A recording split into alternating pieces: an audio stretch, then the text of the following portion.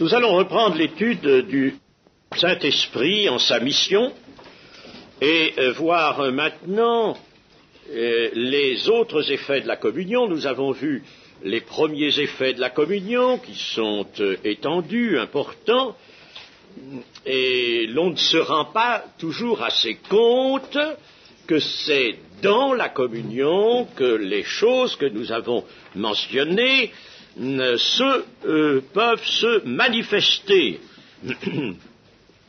Par exemple, le cœur pur, le cœur dépourvu d'hypocrisie, de duplicité, le cœur qui juge, qui discerne sainement, qui reçoit la sagesse d'en haut, qui porte le fruit de l'esprit, Galates 5, 22.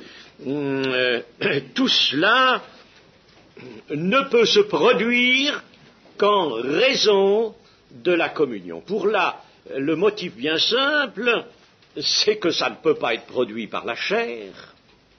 Pas du tout. La chair ne peut absolument rien faire de ces choses, et c'est l'esprit de l'homme, avec un petit t, qui peut le faire quand il est lui-même visité, conduit, je dirais, tenu par l'Esprit de Dieu avec un grand T. Donc la communion, c'est la présence de l'Esprit de Dieu qui est l'Esprit du Père envoyé par le Fils, Esprit du Père, Esprit du Fils, et qui a établi sa demeure dans l'être intérieur du croyant. Et alors, la vie chrétienne développe ses effets. Nous allons voir ici d'autres effets, et particulièrement la connaissance de la vérité et la connaissance de Dieu. Deux connaissances, vous savez qu'il y a deux connaissances.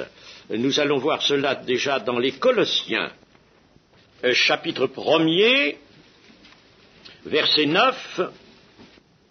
C'est pour cela que nous aussi, depuis le jour où nous en avons été informés, nous ne cessons de prier Dieu pour vous et de demander que vous soyez remplis de la connaissance de sa volonté en toute sagesse et intelligence spirituelle. Voilà une première connaissance, la connaissance de la volonté de Dieu.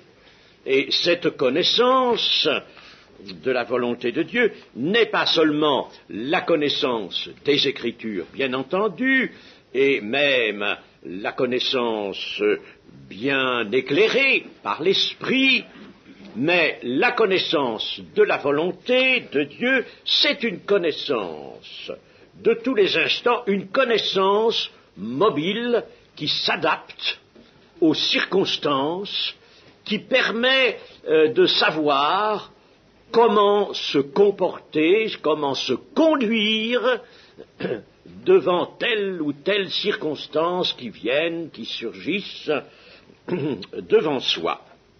Notre marche va constamment au-devant de toutes sortes de circonstances que certaines nous les attendons, mais d'autres nous ne les attendons pas, et il y a des circonstances qui sont voulues de l'ennemi, et d'autres circonstances qui sont voulues de Dieu.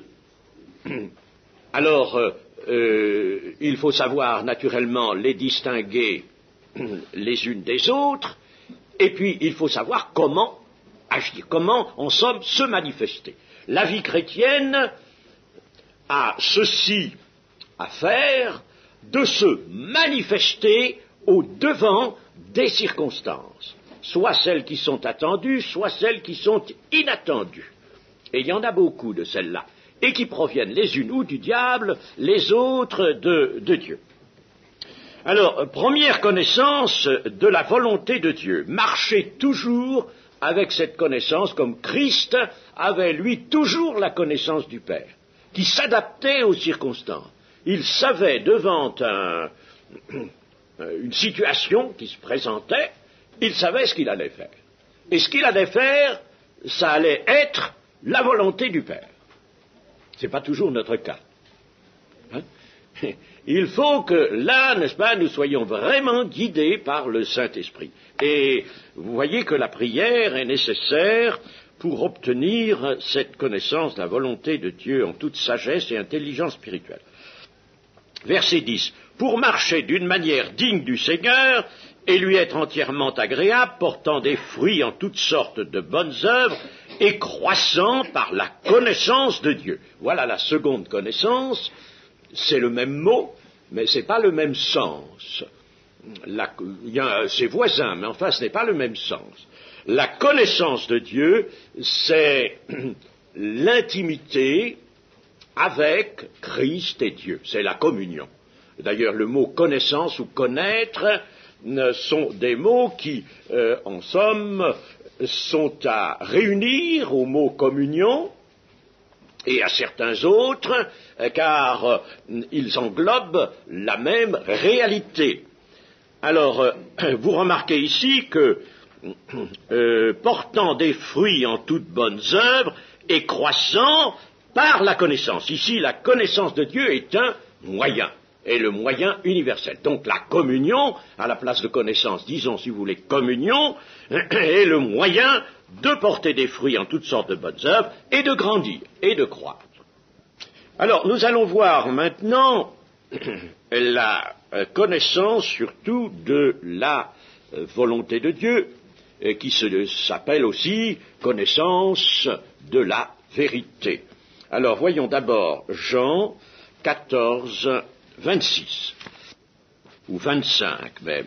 Je vous ai dit ces choses pendant que je demeure avec vous, mais le Consolateur, l'Esprit Saint, que le Père enverra en mon nom, vous enseignera toutes choses et vous rappellera tout ce que je vous ai dit. Mais j'aurais dû lire aussi le verset 17 du même chapitre, un peu au-dessus, l'Esprit de vérité que le monde ne peut recevoir parce qu'il ne le voit point et ne le connaît point, mais vous, vous le connaissez car il demeure avec vous, il sera en vous. Une première remarque, l'Esprit de vérité se trouve dans trois textes ici, c'est-à-dire dans trois paroles différentes du Seigneur Jésus, Jean 14, 17, Jean 15, 26 et Jean 16, 13, nous verrons cela après. Mais trois fois, donc, le Seigneur emploie cette expression, l'esprit de vérité. Alors, il faudrait peut-être déjà dire ce que signifie cette expression, l'esprit de vérité. Eh bien, voici. En faisant sa demeure dans l'homme, l'esprit y manifeste d'abord, essentiellement, Dieu et Christ. Car, avant tout, voyons le Saint-Esprit qui est Dieu comme une présence, n'est-ce pas ? C'est d'abord ce qu'il faut voir. Il ne faut pas voir immédiatement les conséquences, les effets. Il faut voir d'abord le principal, c'est que le Saint-Esprit est une présence. Alors, il y manifeste Dieu et le Christ. Il est l'Esprit, comme je disais, du Père et du Fils. Et l'Esprit en l'homme va développer cette seconde connaissance dont j'ai parlé, la connaissance spirituelle de Dieu et d'un Dieu tel qu'il est. Tel qu'il est. C'est-à-dire sans que cette connaissance puisse être entachée d'obscurité, d'ombre quelconque, la révélation intérieure de Dieu par le Saint-Esprit sera vraiment tout ce que l'on peut connaître maintenant de Dieu. Et ce sera évidemment une vérité, la vérité de Dieu. Alors il va développer cette connaissance. Dans la connaissance de Dieu, il y a donc l'intimité avec Dieu, la relation intime avec Dieu, et puis il y a une entrée, bien entendu, dans des vues sur Dieu, sur la personne de Dieu, sur les perfections de Dieu qui se développent. quand on est avec un ami, n'est-ce pas, eh bien, on commence par connaître cet ami, et on sent qu'on est lié d'amitié avec lui, c'est bien, mais plus on le fréquente, plus on connaît cet ami, et plus on voit, on parvient à comprendre cet ami, ses sentiments, notamment. Et là, le Saint-Esprit va donc faire entrer plus avant dans cette connaissance spirituelle de Dieu, dans la connaissance de ses perfections, et notamment sa puissance, sa sainteté, son amour, sa fidélité, c'est, je dirais, la manière que Dieu a de considérer les choses, de les voir. Et par le Saint-Esprit, donc, toute obscurité, toute erreur, tout mensonge, toute séparation, attention, toute séparation, c'est terrible pour un chrétien de vivre séparé de Dieu, puisqu'on est réconcilié pour vivre ensemble. Alors toute séparation, je dirais presque tout vestige de séparation, tout cela est aboli. Absolument aboli. Plus d'obscurité, d'erreur, de mensonge, de séparation. Rien ne doit subsister lorsque le Saint-Esprit est là. C'est bien l'Esprit de vérité qui vient là introduire la vérité. Et par vérité, il ne faut pas entendre nécessairement la totalité de la doctrine. Il ne s'agit pas de ça. Il établit une vérité. J'ai eu un jour une discussion avec un pasteur de l'Église réformée, pasteur protestant, qui, lui, ne voulait pas admettre que l'on puisse avoir la vérité. Alors, j'ai fini par lui dire, écoutez, monsieur le pasteur, c'est bien dommage que vous ne l'ayez pas. Mais moi, au risque de paraître très prétentieux, je vous dirais que le Saint-Esprit me donne la vérité. Mais cette vérité, lui ai-je dit, ça ne veut pas dire que j'ai la connaissance de toute la Bible, de tout ce qu'elle contient, de toute la doctrine. Vous en avez peut-être sur ce chapitre-là beaucoup plus que moi, mais je dis la connaissance de la vérité. Il y a une vérité qui est là sur Dieu et qui permet même de connaître la volonté de Dieu, se modelant à chacune des circonstances de la vie. Tout ce qui était faussé dans l'homme est redressé, est rendu vrai par la présence du Saint-Esprit. Il ne doit plus y avoir, quand le Saint-Esprit est là, il ne peut plus y avoir rien de faussé. Nous connaissons peut-être peu, dans le début de la vie chrétienne, nous connaissons peu de choses encore. Mais ce que nous connaissons est entièrement placé dans la lumière de la vérité. La vérité est là. Elle est, si vous voulez, elle n'est pas étendue dans tout ce qu'elle peut comporter, mais elle est là. Il y a la vérité fondamentale est là. Et le cœur de l'homme, lié à Dieu par le Saint-Esprit, est capable de voir la vérité au-devant de lui dans sa marche.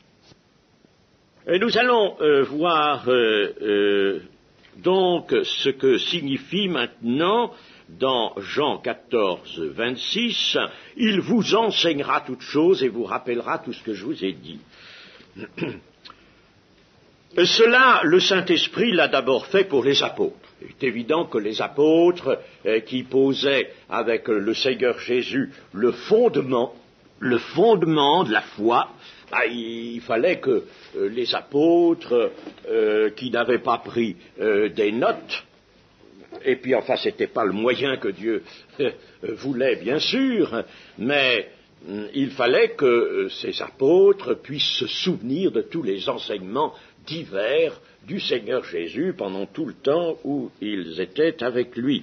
Donc là, le Saint-Esprit a enseigné toutes choses, a rappelé toutes choses aux apôtres. Et nous en avons la preuve de cette action sur eux dans, par exemple, deux textes, Jean 2, 22, C'est pourquoi, lorsqu'il fut ressuscité des morts, ses disciples se souvinrent qu'il avait dit cela, et ils crurent à l'Écriture et à la parole que Dieu avait dite. Ils se souvinrent. C'est pas qu'ils ont eu, à ce moment-là, une lumière dans leur mémoire, c'est que le Saint-Esprit leur a rappelé cela. Et puis, chapitre 12 et verset 16, ses disciples ne comprirent pas d'abord ces choses, mais lorsque Jésus eut été glorifié, ils se souvinrent qu'elles étaient écrites de lui et qu'il les avait accomplies à son égard. Quand le Seigneur a été glorifié, autrement dit à Pentecôte, le Saint-Esprit étant là, eh bien, alors ils se souvinrent de ce que Jésus leur avait dit. Et ils s'en souviennent de telle manière qu'ils savent faire la relation avec l'Écriture et s'apercevoir que, en effet, là, dans l'action de Jésus, c'est toute l'Écriture annoncée qui s'est accomplie. Le Saint-Esprit remet en mémoire les enseignements de la parole de Christ. Mais pour nous, en ce qui nous concerne, parce que le Saint-Esprit fait toujours cela, il le fait pour nous maintenant, il l'a fait pour les apôtres d'abord, mais il le fait pour nous aussi. Et s'il nous remet en mémoire des choses, il faut que nous les ayons déjà au moins entendues ou lues. Il ne peut pas nous remettre en mémoire ce que nous avons négligé de lire ou d'entendre. Donc vous voyez déjà que la méditation de la Bible est loin d'être exclue. Au contraire. Et ce que fait le Saint-Esprit, c'est quelque chose, lui, vous voyez, de pratique, d'essentiellement pratique. On aurait tort de s'imaginer que le Saint-Esprit va être le grand docteur qui va nous faire asseoir dans un amphithéâtre et puis, d'une façon docte, nous rappeler les principes, les choses dites par le Seigneur. C'est pas ça du tout. Le Saint-Esprit est beaucoup plus simple que les hommes, bien qu'étant tellement plus grand. Eh bien, ce qu'il va faire, c'est de rappeler les choses que nous avons entendues ou lues dans la Bible, que dont nous avons eu connaissance, mais que, bien sûr, dont nous ne pouvons pas nous souvenir à tout moment. Eh bien, justement, au moment où l'on en a besoin, le Saint-Esprit va nous rappeler la chose. Voilà, le Saint-Esprit est là, je pourrais dire qu'il suit notre marche. De l'intérieur, il est à pied d'œuvre, il suit notre marche. Il voit nos pensées, il les nourrit, et alors, devant une circonstance, par exemple, la prière, un besoin de prière, une certaine prière, il va rappeler ce qui est nécessaire, ce qui doit charpenter cette prière. Et puis, devant un témoignage, le témoignage de quelqu'un, il va nous rappeler la pensée, l'enseignement, le verset. J'aime pas trop dire le verset, je dis le verset, c'est pour mieux vous faire comprendre. Mais il va nous rappeler essentiellement la pensée d'un verset. Nous le citerons peut-être non pas textuellement, pas toujours absolument nécessaire de le citer textuellement. Le tout, c'est d'en délivrer l'idée. Bon, si on peut, évidemment c'est plus facile de citer textuellement si on l'a appris. Il nous rappellera cela donc pour le besoin du témoignage ou pour les nécessités de notre vie. Et cela vous en avez fait l'expérience, je n'en doute pas. Quand vous êtes dans telle situation, plus ou moins scabreuse, difficile en tout cas, alors là le Saint-Esprit va dire à votre cœur, ne te rappelles-tu pas que le Seigneur a dit ça? Ne sais-tu pas que dans l'épître de Paul, ou dans l'épître de Jacques, ou dans l'épître de Pierre, il y a ceci, ou dans l'Apocalypse, il y a ceci, il y a cela? Voyez-vous, il va illuminer un passage, une pensée de l'Écriture, car il ne prend que ce qui est à Christ et il nous l'annonce, n'est-ce pas? Voyez ce qu'il fait. il n'innove pas, lui, le Saint-Esprit, il nous annonce ce qui est de Christ. Il le ferait bien plus, cela, d'intervenir au moment, comme on dit, psychologique, c'est-à-dire au moment où, précisément, nous avons besoin d'un matériau de vérité, un matériau de l'écriture. Alors, il le ferait bien plus si nous nous attendions davantage à lui. Mais comme nous faisons appel, en général, à notre intelligence d'homme ou de femme, et nous faisons appel à cette intelligence, nous cherchons à construire une chose, une pensée, préparer une réponse, nous essayons de la modeler nous-mêmes, alors le Saint-Esprit est là, et puis regarde avec tristesse, parce que nous l'attristons, le Saint-Esprit, il regarde avec tristesse nos pauvres errements. Ah, le voilà encore, parti avec son intelligence, avec son raisonnement à lui, il prétend répondre. Il ne m'a pas laissé lui suggérer la bonne réponse, le bon verset, le bon passage de l'Écriture. Voyez-vous? Alors, nous l'empêchons, mais si nous ne l'empêchions pas, si nous nous attendions contraire à lui, il agirait bien plus. Et si nous écoutions mieux le Saint-Esprit en nous attendant à lui, sans étouffer sa voix intérieure par l'agitation de nos pensées, ça aussi, n'est-ce pas? Il y a une tempête en nous, dans notre cœur, une tempête. Il y a un événement, il s'est produit. Alors, cette tempête est plus ou moins violente selon les tempéraments, mais il y en a chez qui les tempêtes se soulèvent à tout propos, pour la moindre chose. Alors, une tempête à l'intérieur du cœur, une tempête dans les pensées. Et alors, le Saint-Esprit, au milieu de ce vent qui souffle inconsidérément de tous les côtés, lui, il a un souffle léger. Alors, le souffle léger du Saint-Esprit, il est dissipé dans tout ça, n'est-ce pas? Il est dissipé. Nous ne le laissons pas parler. Notre agitation vient quelquefois de nos craintes, de nos peurs et de nos dénégations personnelles, quelquefois aussi de notre incrédulité. Parce qu'il nous reste encore quelquefois des doses d'incrédulité ou des apparitions d'incrédulité qui gênent le Saint-Esprit, sans quoi il nous guiderait constamment par la parole de Christ. Et s'il nous guidait constamment, si nous faisions ça, chers amis, allez-vous l'apprendre cela? Ça s'apprend, vous savez, à maîtriser sa pensée, son intelligence, à les mépriser. Dans un livre que vous avez peut-être lu, d'Andrew Murray, il y a justement un passage qui est très, très bien, où l'auteur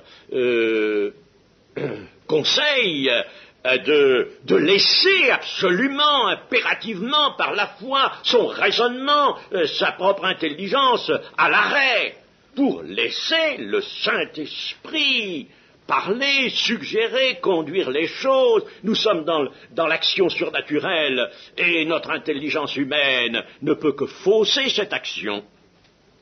Alors si nous le laissions faire, si nous le laissions à tout instant nous montrer quelle est la parole à dire ou quelle est l'attitude à avoir, eh bien, il en résulterait ce que dit le verset suivant, et ce n'est pas par hasard qu'il y ait cette suite.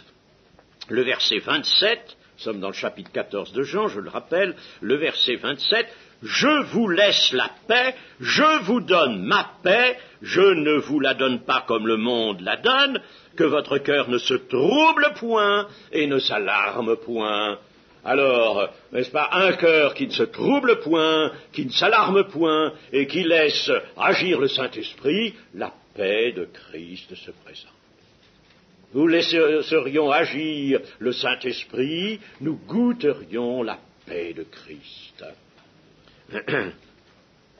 Non seulement le Saint-Esprit remet en mémoire les enseignements du Christ, mais il leur donne même une clarté, un appui, une certitude que nous ne trouverions pas nous-mêmes dans la simple étude des Écritures. Il nous donne cette certitude et cette clarté nécessaire. Et puis il fait encore une chose, et tout cela est contenu dans le verset 26. Il fait encore une chose, il féconde.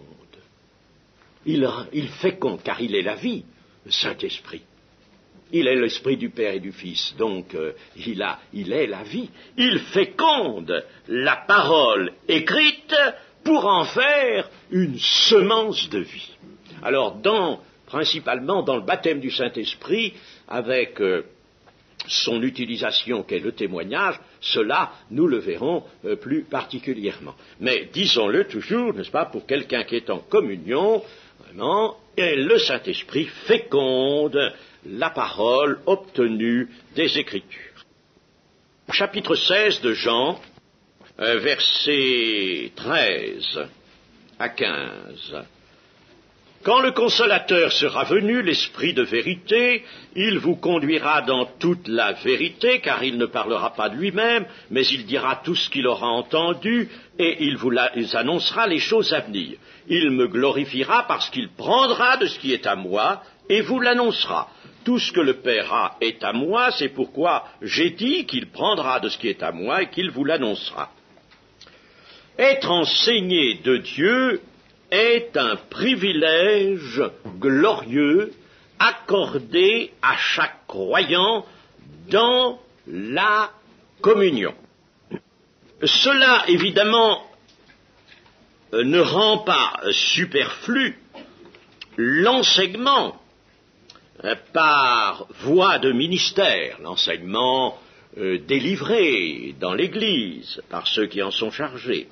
Car alors, si c'était ça, s'il fallait comprendre ça, et surtout dans la première épître de Jean, au chapitre 2, alors là j'aurais pu citer ce texte, oui, chapitre 2, versets 20 à 27, pour vous, vous avez reçu l'onction de la part de celui qui est saint, et vous avez tous de la connaissance. Je vous ai écrit non que vous ne connaissiez pas la vérité, mais parce que vous la connaissez, et parce qu'aucun mensonge ne vient de la vérité. Qui est menteur sinon celui qui nie que Jésus est le Christ et celui qui est l'Antichrist?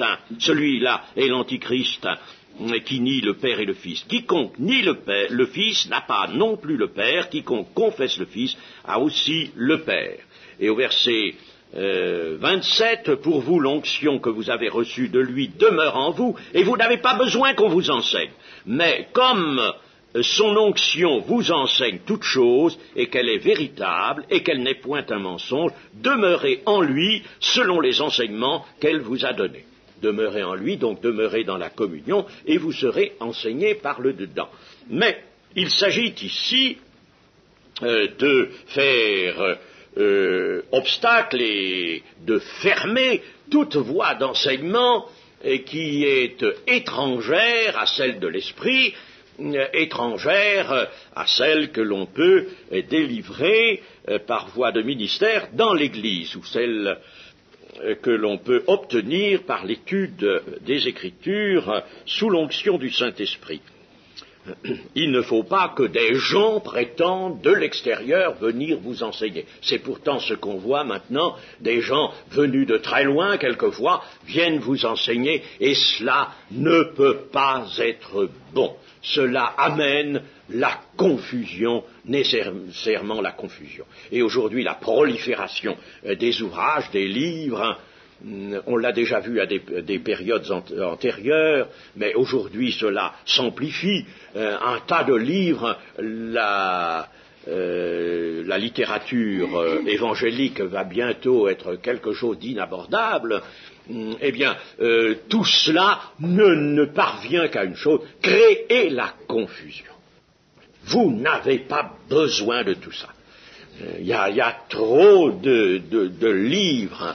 De toute manière, moi, je les prends en général pour savoir ce qu'ils contiennent, et je m'aperçois que les choses sont présentées d'une manière, d'une autre, et puis on finit par ne plus savoir où on en est. Ça crée la confusion. vous n'avez pas besoin qu'on vous enseigne. Mais je disais que cela ne rend pas superflu l'enseignement dans l'Église. Car alors, si c'était cela, eh bien, il aurait été inutile d'écrire le Nouveau Testament, et notamment les épîtres, et qui sont là comme parole de Dieu, et qui enseignent des gens qui ont existé, des églises qui ont existé, et tout cela, c'est pour nous aujourd'hui.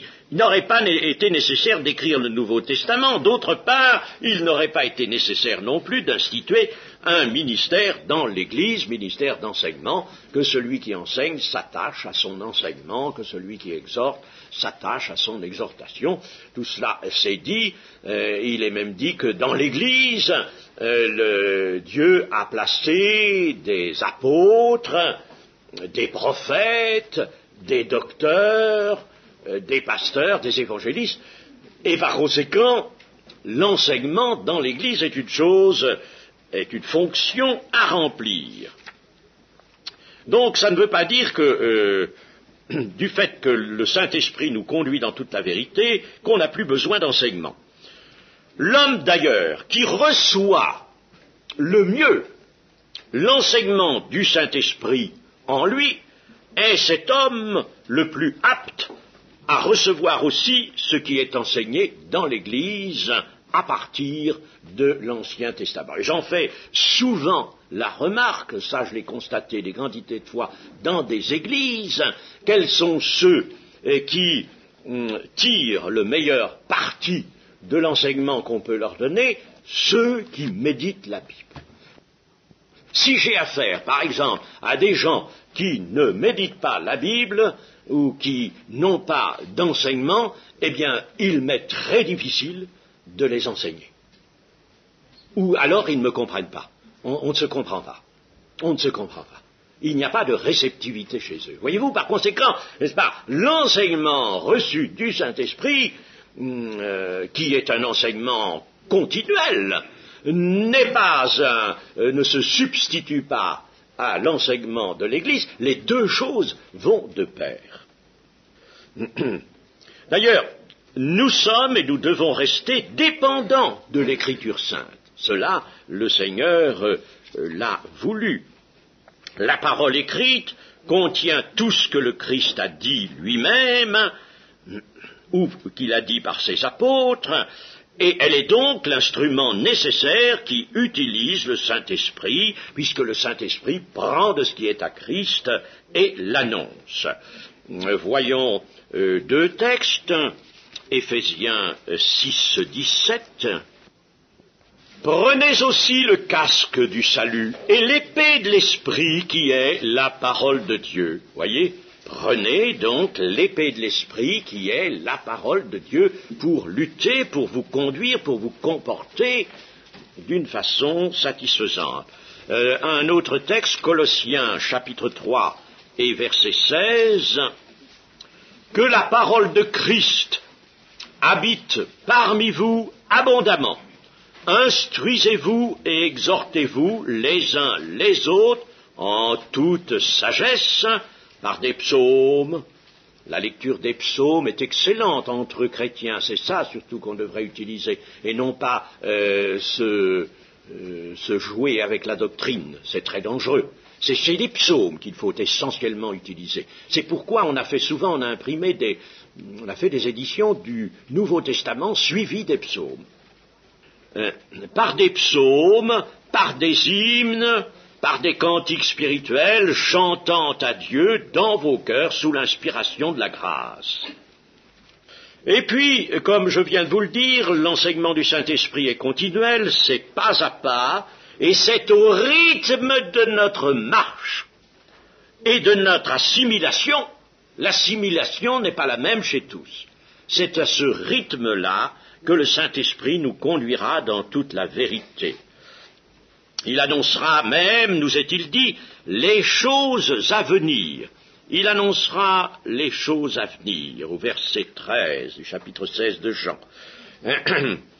En éclairant le cœur par un rapprochement des Écritures et des événements. Lorsque nous verrons les événements, nous serons dans la position que Christ conseillait à ses disciples et qu'il nous conseille de savoir discerner les signes des temps.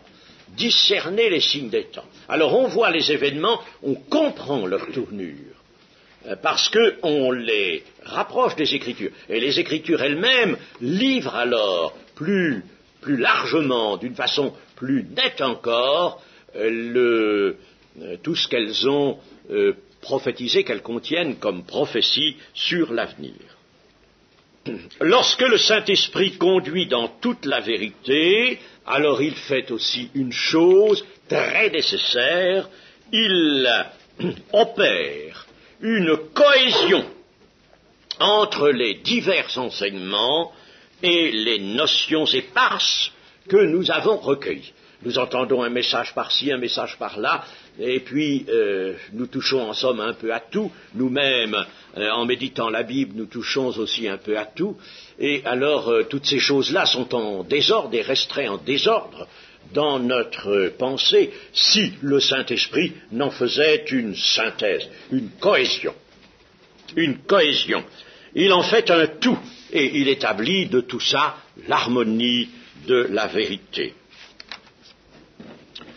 Maintenant, le Saint-Esprit, que fait-il encore? Eh bien, le Saint-Esprit révèle. Il a une action de révélation intérieure. Ne parlons pas de la Bible qu'on peut appeler la révélation avec un grand R. Elle est une révélation de Dieu. Et le monde ne veut pas la reconnaître comme telle, voyez-vous. Que dire à quelqu'un, un monsieur très cultivé, et qui n'est pas croyant, lui dire que la Bible est la révélation de Dieu, vous allez le faire se hérisser, il n'est pas content. Il y a deux choses qu'il n'accepte pas, c'est qu'on lui dise que Dieu est une personne, un Dieu personnel, il n'en veut pas. Il veut bien une espèce d'influence, une puissance peut-être inconnue, et puis lui dire que la Bible est une révélation de Dieu, ça non plus il n'en veut pas. Et donc le monde rejette essentiellement ces deux choses, la personnalité de Dieu et la révélation venue de Dieu. Eh bien, il y a une révélation intérieure. Nous l'avons dans 1 Corinthiens 2, c'est là le passage le plus important.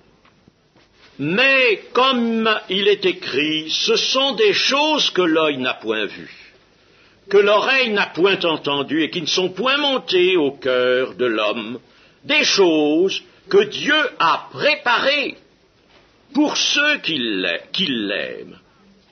Dieu nous les a révélées par l'Esprit, car l'Esprit sonde tout, même les profondeurs de Dieu. Lequel des hommes, en effet, connaît les choses de l'homme, si ce n'est l'esprit de l'homme qui est en lui?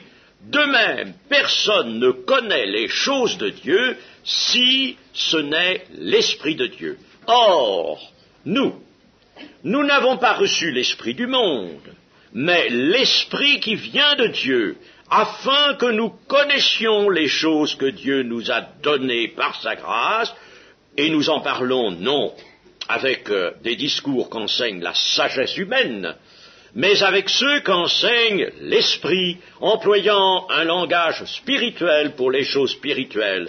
Mais l'homme animal ou l'homme psychique, l'homme naturel en somme, ne reçoit pas les choses de l'Esprit de Dieu, car elles sont une folie pour lui, et il ne peut les connaître, parce que c'est spirituellement qu'on en juge. L'homme spirituel, au contraire, juge de tout, et il n'est lui-même jugé par personne, car qui a connu la pensée du Seigneur pour l'instruire? Or, nous avons la pensée de Christ. C'est un très beau passage merveilleux. Il y a donc une révélation des choses profondes de Dieu, des choses profondes qui sont cachées aux hommes incrédules. Aux hommes incrédules et qui n'aiment pas Dieu, car elles sont pour ces hommes une folie. Dieu, cela Jésus l'a déclaré, ne donne jamais ses perles aux pourceaux. Et ça, vous savez, c'est impératif et Dieu y tient. J'en sais quelque chose parce qu'un jour, j'allais exposer des choses de l'évangile de Jean, et dans l'évangile de Jean, il y a des choses magnifiques, devant un certain auditoire, et puis il y a eu une sœur de l'église qui est venue tout de suite me voir. Elle était un peu troublée, et elle me dit, j'ai une prophétie, est-ce que je peux la donner? Ben, je t'ai donné, j'ai une prophétie, donnez-la. Nous étions en prière pour préparer cet enseignement. Alors elle me dit, oui, mais c'est une prophétie très dure. Ah, ben j'ai dit, écoutez, si vous êtes sûr que c'est le Saint-Esprit qui vous guide, moi je ne veux pas vous empêcher de donner une prophétie, c'est à vous de savoir, c'est à vous de voir. C'est pas à moi. Moi, après, vous direz que je vous ai empêché de prophétiser, je ne veux pas du tout. Si vous avez une prophétie, que vous êtes sûr que c'est le Saint-Esprit, qu'elle soit dure ou pas dure, dites-la.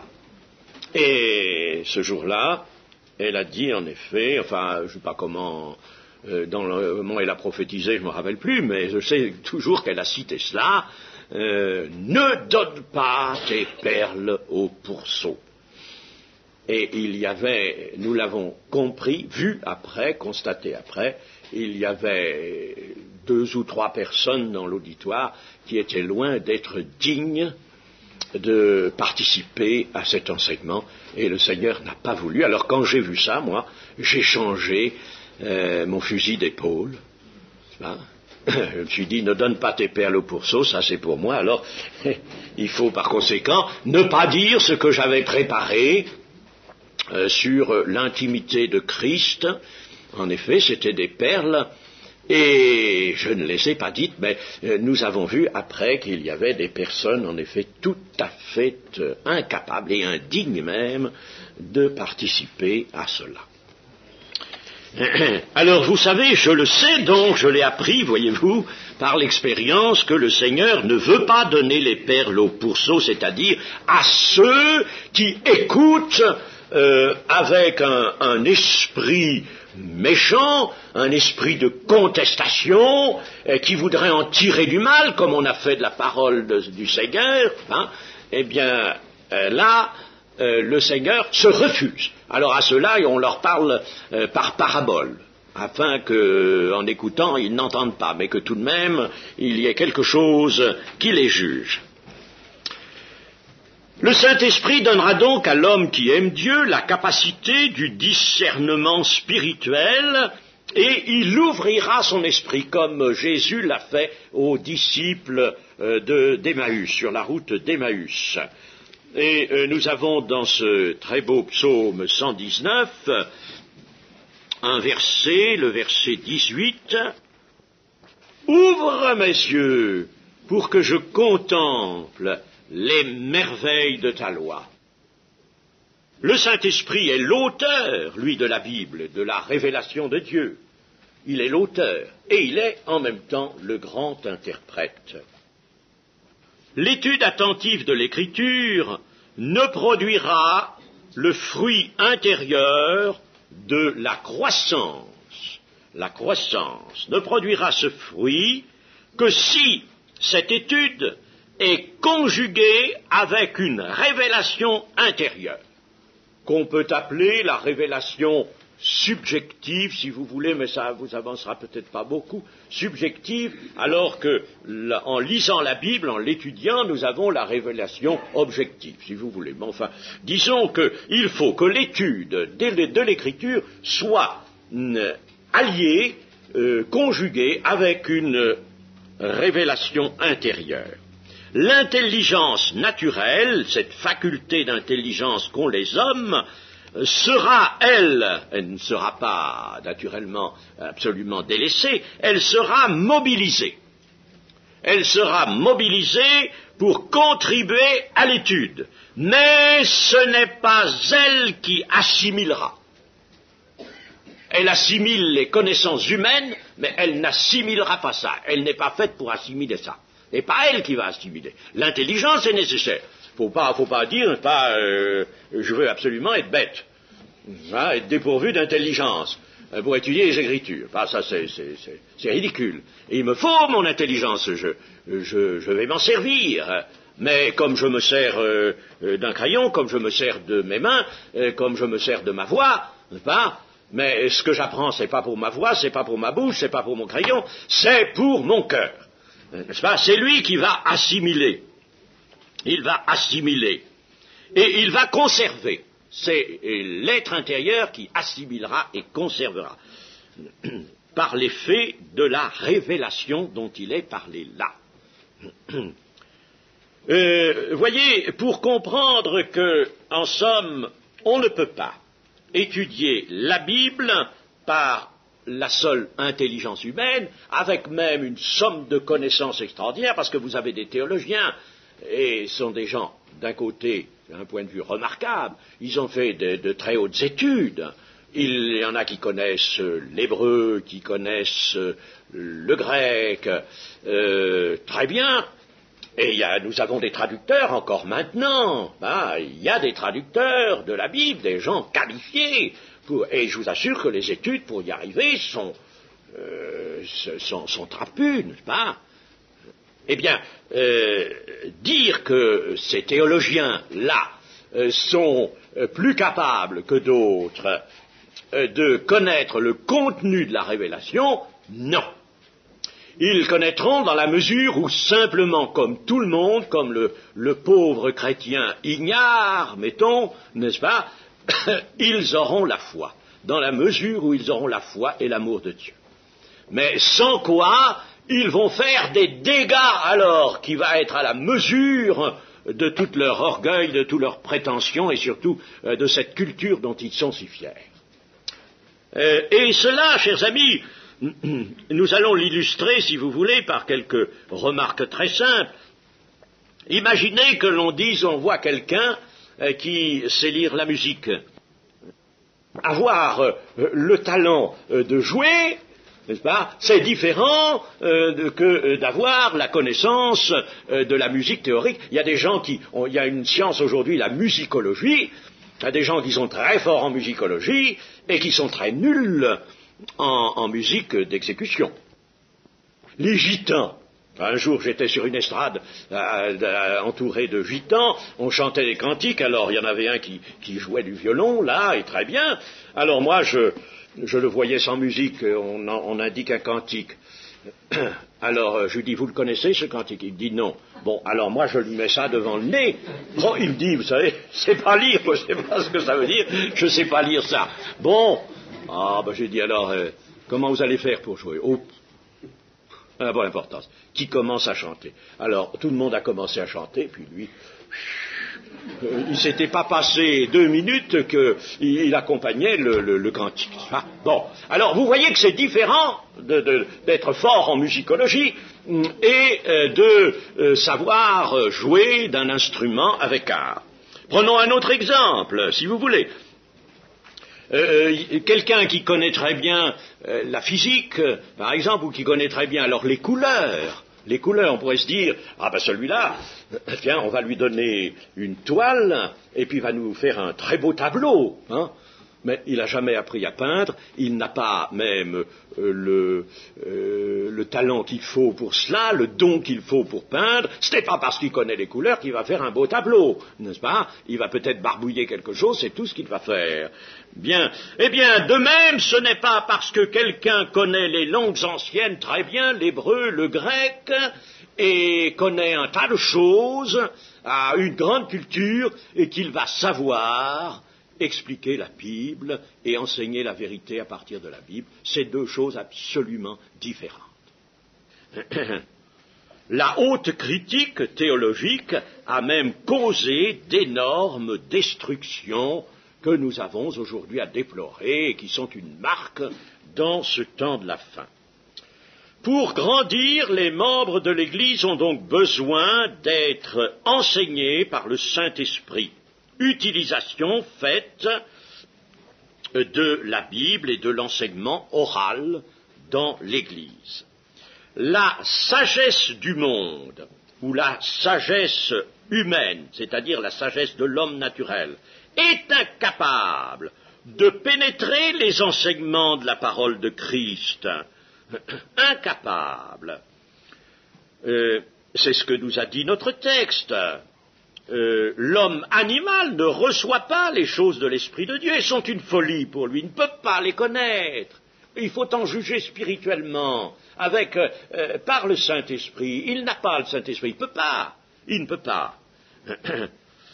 Et le Seigneur Jésus, au cours de sa présence sur la terre, a montré aux Juifs qu'il ne comprenait ni les Écritures, ni la puissance de Dieu. Et pourtant, vous savez, ils connaissaient presque mot à mot l'Ancien Testament, ils étaient très forts, il y avait des scribes qui étaient capables de vous citer de longs passages de l'Ancien Testament. Mais Christ a dit ceci: vous êtes dans l'erreur, parce que vous ne comprenez ni les Écritures, ni la puissance de Dieu. Vous ne comprenez rien. Et il l'a montré en d'autres textes aussi, qu'ils ne comprenaient absolument rien. Et pourtant, ils savaient, ils étaient savants, ils avaient leurs théologiens. Mais ils ne comprenaient rien. La compréhension profonde des Écritures nécessite un esprit libéré de tout orgueil, naturellement, et de toute prétention à savoir, libéré aussi de cette contrainte qu'exerce l'intelligence humaine, surtout quand elle est cultivée. Ah, ça, chez les gens cultivés, on a le plus grand mal. Il faut vraiment, pour ces gens-là, un effort. Il faut qu'ils arrivent vraiment, un effort de foi, ils arrivent à s'humilier pour obtenir la simplicité nécessaire à comprendre les Écritures. Sans ça, ils vont toujours la comprendre avec un vestige d'intelligence, de culture. Cette culture va toujours être là, va vouloir contribuer, et il fausse tout. Mais je le remarque constamment. Nous avons même contact avec des gens qui sont chrétiens évangéliques, mais qui ont fait de hautes études et qui n'ont pas crucifié tout cela suffisamment. Eh bien, ces gens-là, il n'y a rien à faire pour leur faire entrevoir vraiment les choses sous le véritable jour qui est celui que découvre la foi. Ah, il n'y a rien à faire. Toujours, il y aura une manipulation intellectuelle de l'écriture. Et ça, c'est terrible, terrible. Et que de mal on a avec ces gens-là. Et alors là, le Seigneur Jésus nous a parlé à ce sujet-là, dans le chapitre 11 de Matthieu. Et verset 25, en ce temps-là, Jésus prit la parole et dit, je te loue, Père, Seigneur du ciel et de la terre, de ce que tu as caché ces choses aux sages et aux intelligents. Les voilà, nos intellectuels. Les voilà. Tu leur as caché ces choses. Et de ce que tu les as révélées aux enfants. Qu'est-ce qu'on pouvait mettre à l'opposé des intellectuels? Des enfants qui ne savent rien. Hein? Des enfants qui sont tout simples, qui ouvrent la bouche. Ah, voilà. Et qui disent, c'est vrai papa, c'est vrai maman, des enfants, des petits-enfants. Eh bien, les chrétiens doivent, dans leur, non pas être trop, si vous voulez, parés de candeur, mais ils doivent avoir une simplicité qui soit à l'égal de celle des petits-enfants, et alors ils reçoivent vraiment la révélation. Tu as caché ces choses aux sages et aux intelligents, tu les as révélées aux enfants. Oui, Père, je te loue de ce que tu l'as voulu ainsi. Toutes choses m'ont été données par mon Père, et personne ne connaît le Fils, si ce n'est le Père. Personne non plus ne connaît le Père, si ce n'est le Fils, et celui à qui le Fils veut le révéler. Eh bien, tous ces intellectuels, ils ne connaissent ni le Fils, ni le Père. Et ils ont beau parler de la Bible, ils ne connaissent personne. Ils ne peuvent pas connaître, parce qu'ils ont en eux un obstacle. Et pour terminer, nous pourrons lire un texte dans Philippiens, Philippiens chapitre 3 et verset 4. Alors nous allons voir l'expérience de l'apôtre Paul là. Moi aussi, cependant, j'aurai sujet de mettre ma confiance en la chair, en l'homme naturel. Si quelque autre croit pouvoir se confier en la chair, je le puis bien davantage, moi, circoncis le 8e jour, de la race d'Israël, de la tribu de Benjamin, hébreu, né d'hébreu, quant à la loi pharisien, quant aux zèles persécuteurs de l'Église, irréprochable à l'égard de la justice de la loi, mais ces choses qui étaient pour moi des gains, je les ai regardées comme une perte à cause de Christ. Et c'est là que l'intellectuel doit arriver, n'est-ce pas? Regarder ça comme une perte. C'est pas qu'il va être oublié ce qu'il a appris et qui pourra lui servir dans la société, n'est-ce pas? Mais et pour ce qui est de sa foi et de sa propre croissance, il va regarder cela comme une perte à cause de Christ. Et même, je regarde toute chose comme une perte à cause de l'excellence de la connaissance de Jésus-Christ, mon Seigneur, pour lequel j'ai renoncé à tout, et je les regarde comme de la boue, et même, dans le texte original, c'est de l'ordure, je les regarde comme de l'ordure, afin de gagner Christ, et d'être trouvé en lui, non avec ma justice, celle qui vient de la loi, mais avec celle qui s'obtient par la foi en Christ, la justice qui vient de Dieu par la foi, afin de connaître Christ, vraiment, connaître Christ, et la puissance de sa résurrection, et la communion de ses souffrances, en devenant conforme à lui dans sa mort, pour parvenir, si je puis, à la résurrection d'entre les morts. Voilà, n'est-ce pas, le programme que Paul s'est donné, et c'est le programme que Dieu nous donne, de chercher uniquement la justice qui s'obtient par la foi, cette justice dont nous sommes habillés, et d'abandonner tout savoir prétendant, enfin un savoir qui est utile dans la société, je vous dis, c'est une chose, bon, gardons-le pour la société, mais en ce qui concerne la connaissance de Dieu et la connaissance de sa volonté, eh bien, abandonner tout savoir, regarder ça comme gênant, comme quelque chose qui est une entrave, afin vraiment d'entrer dans, d'abord d'avoir la justice qui s'obtient par la foi. Et quand nous gardons la prétention d'interpréter la Bible avec tout notre savoir ou toute notre intelligence exercée, eh bien, que faisons-nous? Nous nous habillons nous-mêmes d'une propre justice. Tout simplement. Nous revenons à la situation où nous ne quittons pas la situation de l'homme qui se revêt lui-même de sa propre justice. Alors, tout cela, il faut l'abandonner pour être revêtu de la justice de Christ et connaître Christ, entrer dans cette connaissance. C'est ça qui importe. Il n'y a rien d'autre que cela qui importe, et pour ça, il nous faut la foi et il nous faut l'amour.